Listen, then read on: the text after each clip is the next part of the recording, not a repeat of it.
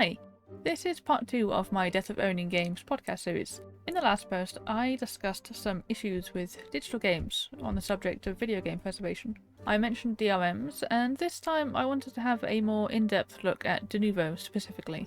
This is partly inspired by the thought I had of the likelihood of games being held hostage by third-party DRMs due to lack of payment from the developers. So I did a bit of research into what happens if developers default on Denuvo payments, and I couldn't find any definite cases for something like this happening.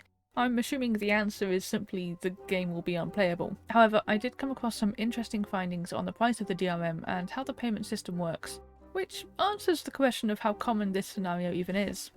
Welcome to the Gaming Companion podcast. I'm Becky. Like I said, this is part 2 of the series, but it's not that necessary to go back and watch part 1 yet if you're short on time. Just a quick recap of some of the more relevant points of that part. DRMs, if you're not already familiar, are digital rights management. It's a form of copyright protection for software. The most common DRM on the market for video games is Denuvo, owned by Adetto. In 2021, Adetto's domain servers for Denuvo went offline for at least a weekend, preventing people from playing the games that were currently protected by the DRM. Now on to this week's episode.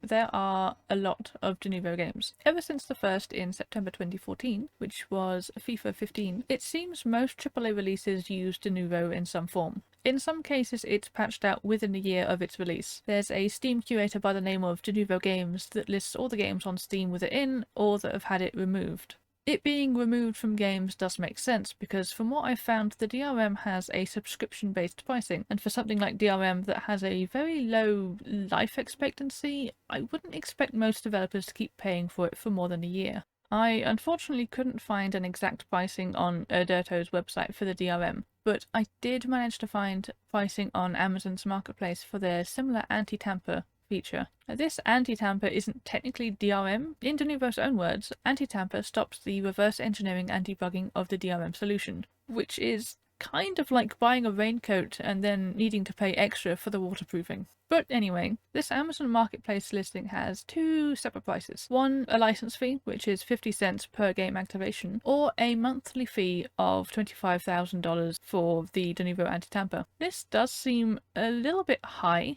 However, from what I can tell, most of Denuvo's DRM solutions are contract-based, so it's probably dependent on whatever deal Adetto and the developer work out. But I wasn't quite satisfied with this answer, so I did a little bit of scouting and found a leak from 2020 on how much it cost Crytek to protect Crysis Remastered.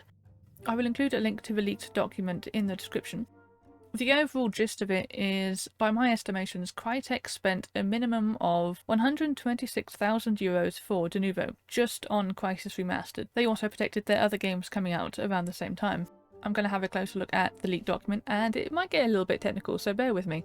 The first paragraph of the leaked document shows that they agreed on €60,000 for the anti-tamper and another €80,000 for the encryption. So a total of €140,000, or about $152,000 for the first 12 months. Altogether, this is about €12,000 or $13,000 a month. Now, going back to the Amazon Marketplace listing above, which was $25,000 a month just for the anti-tamper, 12 months of that would work out at about €275,000. Which is about double what Crytek apparently paid, so it's safe to assume the Amazon Marketplace listing isn't entirely accurate. Moving on to further down the leaked document, it says that after the 12 months, protection drops to just €2,000 a month for the anti-tamper, which is an interesting commentary of the longevity of the DRM. I'll be discussing that more next time. For now, let's carry on looking at the document. There is an additional one-time fee of €60,000 if there are more than 500,000 first-time activations within the first 12 months. In Crytek's case, I'm not sure they got the 500,000 activations within that first year. As far as I can tell, the game was only available on Epic Games for the first year. The player count when it was released on Steam a year later in September 2021 shows a peak player count of 412, with a steep drop to just 140 in October. While it's not the same platform and is an entire year after release, Steam is a lot more popular than Epic, and I know a lot of gamers who wait for games to be released anywhere except Epic. So I'm going to assume from this they didn't quite get the 500,000 activations, so they probably did not pay the one-off fee of €60,000. Further down that document, it says that if the game comes out before and not including March 31st, 2021, the price goes down to €126,000. Crysis Remastered came out on September 18th, 2020, so they probably got the discounted price. Which makes another interesting point about the dev time crunch that won't fit into this subject, but it's worth bearing in mind anyway. Further down the document, it says that if the game is released on any other game platforms besides Epic Games, there's another additional one-time fee of €10,000 per platform. The Steam page for Crysis Remastered shows the release date for September 17th, 2021, and apparently it was released on Steam without the Denuvo, so I'm going to assume they didn't go for the extra fee either. It also explains why it took them a year between release on Epic Games for them to put it on Steam as well. I'm also going to assume this means Crytek decided to not go for the additional protection, the €2,000 a month for the anti-tamper.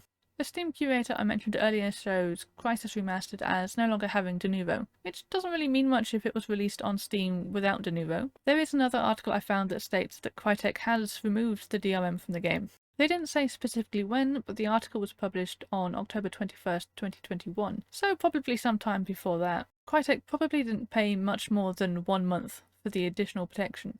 Putting all this together means that Crytek spent at minimum €126,000, which is the discounted fee they got for getting the game out early. It's probably worth bearing in mind that Crytek is a AAA company. Protection for AA and indies is rumoured to be cheaper. I unfortunately could not find a breakdown of the pricing you would expect if you are a AA or indie company, and unless one of their contracts leaks, we won't know for sure how much cheaper. However, it does show that DRM payments are, for the most part, a one-time thing. As that first paragraph in the leaked document show, the entire €126,000 was due within the first 60 days after the release date.